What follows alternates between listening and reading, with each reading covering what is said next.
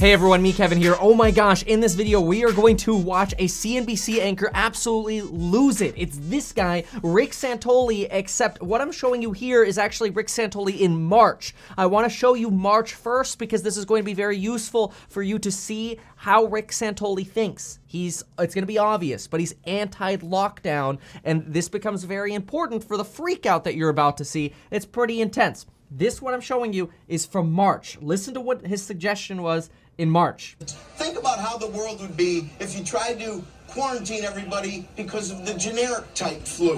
Now, I'm not saying this is the generic type flu, but maybe we'd be just better off if we gave it to everybody, and then in a month it would be over, because the mortality rate of this probably isn't going to be any different if we did it that way than the long-term picture. But the difference is we're wreaking havoc on global and domestic economy. So basically in March, Rich Santelli said, hey, everybody may as well just get COVID right now, so that way the people who are going to die, but they'll die anyway if we have a prolonged pandemic. And you know what? Mortality rate's low. The economy is more important. The economy's got to be the primary focus, basically what Rich Santelli there said. Well, listen to Rich Santelli here on the topic of lockdowns coming and maybe having more lockdowns. Let's see what his reaction is to the idea of having more lockdowns. Rick, I just as a public health and public service announcement for the audience, the difference between a big box retailer. Who is this? Hold on. The difference between it's Andrew. Who else? The difference between a big box retailer. Hold on.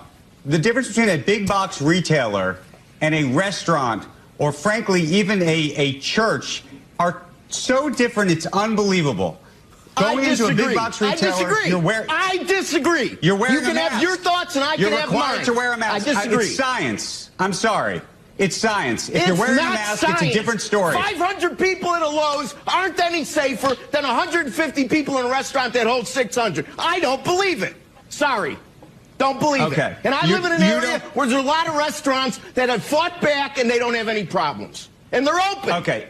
You don't have to believe it, but let me just say this. You're doing a disservice to the viewer because the viewers need to understand it. You are doing a disservice to the viewer. You are. You are. I'm sorry. I'm sorry. I would like to keep our viewers as healthy as humanly possible. The idea of packing people into restaurants. I think our viewers are smart enough to make part of those decisions on their own. Completely different I don't think that I'm much smarter than all the viewers like some people do.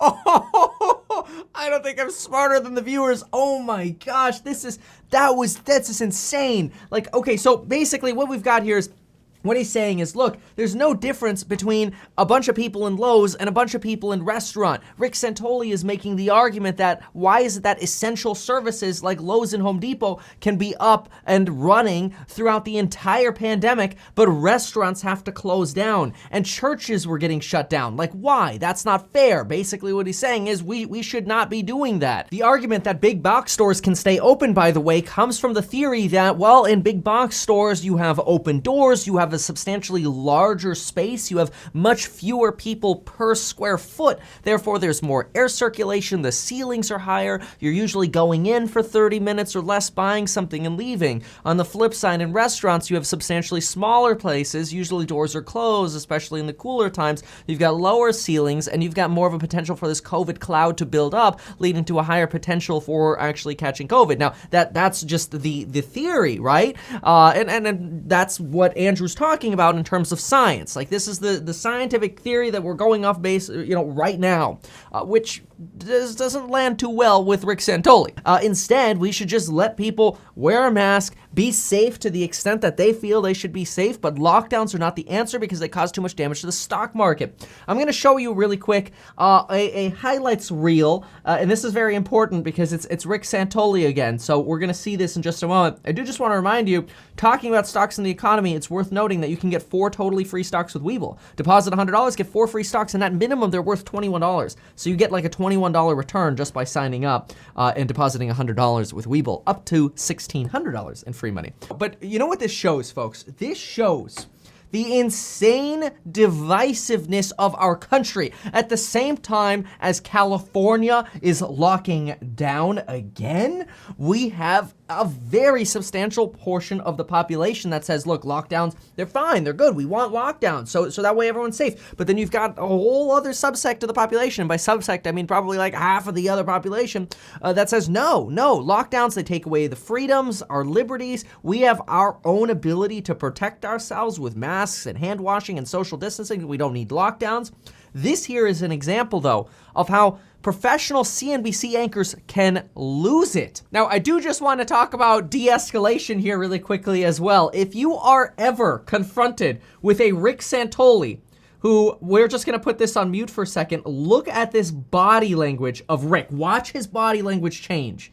If you're ever confronted with this, there's almost nothing you can do in a situation like this, because anything you say that's counter that body language is going to lead to an explosion. Look at the arms crossed, the head. I mean, I thought he was almost joking the way he was positioning his body language, but he's ready to explode with this body language. You're required to wear a mask. I disagree. It's science. I'm sorry. It's science. If you're wearing a mask, it's a different story. Notice when Andrew on the left raises his voice and says, it's science, you can wear a mask. All it does is piss him on the right off even more. Look at him lean into the camera and turn red now. 500 people at a Lowe's aren't any safer than 150 people in a restaurant that holds 600. I don't believe it. Sorry. He's so red. Okay, now, the caster on the left actually does a good thing here, because in a situation like this, and I understand, you don't want to come across as apologetic or losing, but it's very difficult to win in a situation like this. The best thing to do is let cooler heads prevail, get out of this situation. Andrew does that, but he still has to get the last word in, which pisses Rick off. Don't believe Okay. it. And I live in an area where there's a lot of restaurants that have fought back and they don't have any problems. And they're open. Okay, you don't have to believe it, but let me just say this. You're doing a disservice to the viewer, because the viewers need to understand it. You are doing a disservice to the viewer. You are. I'm sorry. That's good, right? De-escalating. That's gonna chill him out on the right. Sorry, if I would like to keep... See, that's actually defensive. Like, all right, I made my point, we're good. Like, hey, backing off, like settling down, right? But he still has to end with his comment. Our viewers as healthy as humanly possible.